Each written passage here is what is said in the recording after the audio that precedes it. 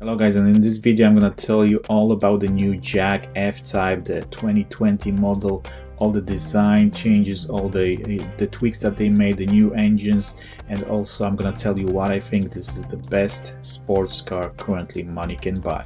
So let's dive right in.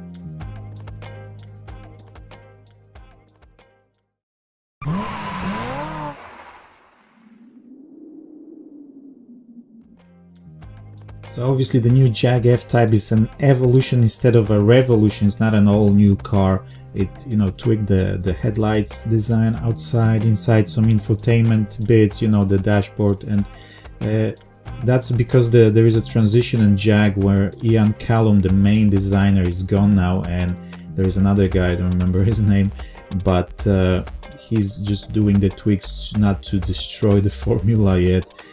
Hopefully, he's gonna continue the nice, beautiful design of the Jaguars so far did with Ian Callum. So there is a new car, but not a brand new car. So the biggest changes now are the V6 engine is gone. The range starts at 55,000 roughly. The fastest cars now get 0 to 60 in 3.5 seconds. And then can get to 186 miles an hour or around 300 kilometers per hour. So the V6 is gone. There is only 4-cylinder now, and the V8. The V8 can be rear-wheel drive, can be four-wheel drive, and then also can be the top of the range 570 bhp one. The lower ones they have 450 bhp, and they start about 75,000 pounds. So that's a bit weird because V6 was considered a very good car as well, and the soundtrack was really good on it. So hopefully, a lot of people won't complain about it. But there's the 4-cylinder, but obviously the V8 is the one to go for. And I did a little, configuration myself, and I managed to get it just around 84,000 pounds with some options, black outside, full black, and red interior. Let me know what you think. You can see it on the photo there.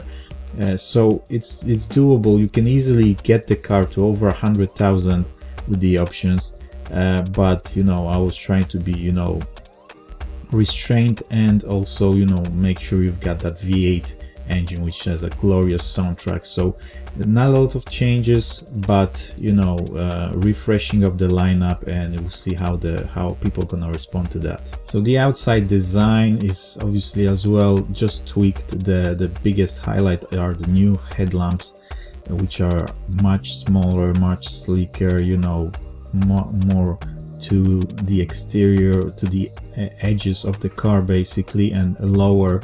The grille remains almost the same, and it looks nice, it looks modern, it looks posh. I think this is a good way to go. It was a good decision to do it like that, and it makes the car refreshed and all new style for the next coming years. I don't know how long they're gonna be doing this car for, but with this refresh, and probably another 3-4 years before they release a brand new one. In the rear, you've got the new style of Jaguar taillights, which started with the E-Pace, with the small SUV, which is now, instead of being grounded, typical that Jaguar U letter, let's say, in the rear lamps, you've got now angled design, which is bringing up to date the modern design throughout the range. So it looks nice as well, it looks okay. Luckily they didn't change all the main lines of the car, which are simply stunning, especially in coupe, but the convertible also looks nice. So it's really stunning. The exterior design is a true E-Type continuation, and I think this is one of the best looking cars on the market at the moment.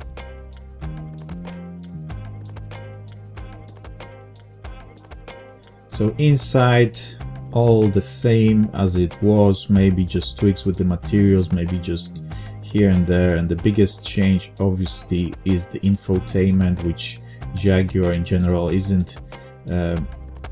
always criticized for, but I had the F-Type for a couple of days. I really like the car, and I didn't have any problems with the infotainment.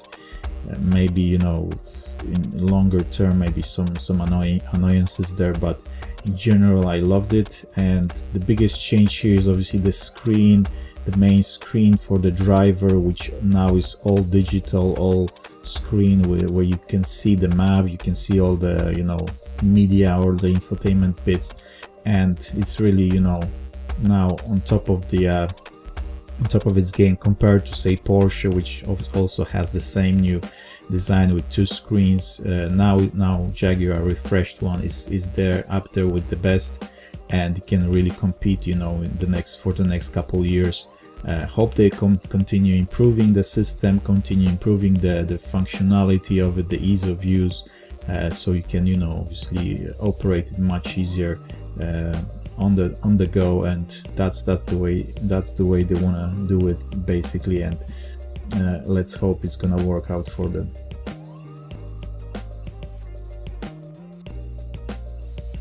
Now let's get to the best bit, because guys, Jaguar F-Type is my dream car. So if you subscribe now, maybe one day I'll be able to buy it, probably a used one, not a brand new one. But this is my dream car, and I'm gonna just tell you right now why, and I'm gonna tell you why I think it's the best sports car. So number one here is the Brute in the suit. That was always the motto since the first time I saw the car, since I had the chance last year to drive it.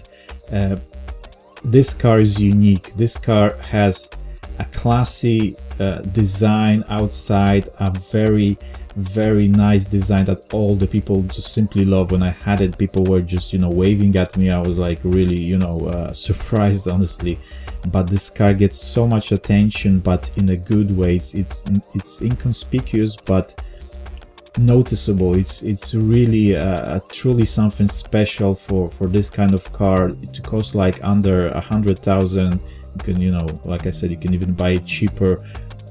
Starts for 55,000 now, but it still draws attention, as it would be a McLaren, you know, that costs 150,000, 3 times that. So it's truly stunning. The character of the car for me is uncomparable. It's one of the only alternatives to the Germans. You know, we can argue maybe Lotus or some other car, but in that price range there's really nothing that comes close, apart from obviously Germans, Porsche and stuff. And the other thing about the car is so you know, like inconspicuous, but yet it has that muscle car character with that glorious engine note.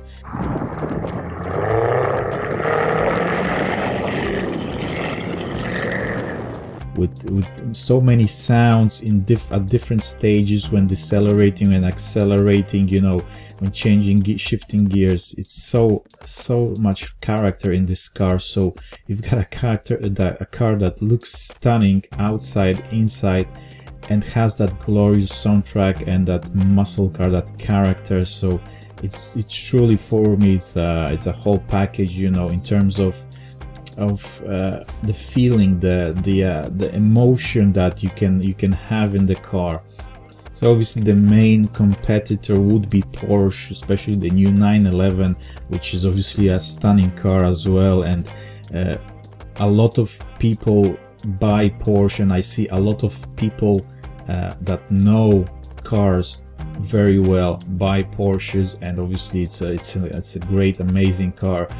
I just, you know, feel like, you know, if I would buy a car like that, you know, that kind of bonkers car that you obviously don't drive every day, I would just go for something that will be like, you know, different, you know, in a way that you can have fun with the car, and that's it. You know, Porsche is more of a daily car as well, like 911, and it's a very good car, obviously, in that sense that you can drive it any day.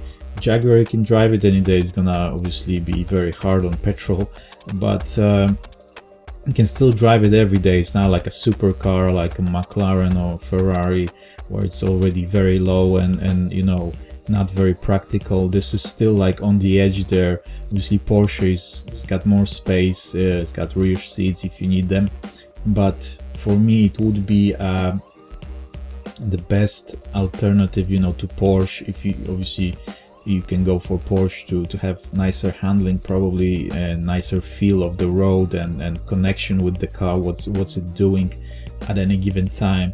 But for me, that character of Jaguar just simply wins between them two. If I could choose only one car for the rest of my life, you know, between Porsche and Jaguar, that would be definitely Jaguar for me, just because of that character, you know. And I understand, you know, people liking Porsche. I love Porsche as well, for the way they do the cars and their legacy, and obviously the unchanging design so many years. Still, you know, still looks really nice, the car. It just, if I would choose one very crazy car and yet, you know, beautiful looking, that would be Jaguar for me. So thank you guys for watching, hope you enjoyed the video. Let me know in the comments any questions about the new Jag, which is a stunning car, and I will try to get back to you as soon as possible. Jaguar has a winner here, in my opinion. You know, can compete easily with the Porsche, and for a lot of people will be the car of choice, and that's what it's all about for Jaguar. Obviously Porsche is doing this stuff for 60-70 years now, and Jaguar just came back, you know, to life 10 years ago or so. So for Jaguar to be competing with the Porsche after Porsche having, you know, 60-70 years experience, and Jaguar basically coming back to life in the last 10 years, it's a truly amazing achievement, and I think that's where they were aiming at, and a lot of people will choose Jaguar over Porsche. But obviously both of the cars are truly stunning, and each in their own right. So thank you guys for watching, see you in the next one, look us out.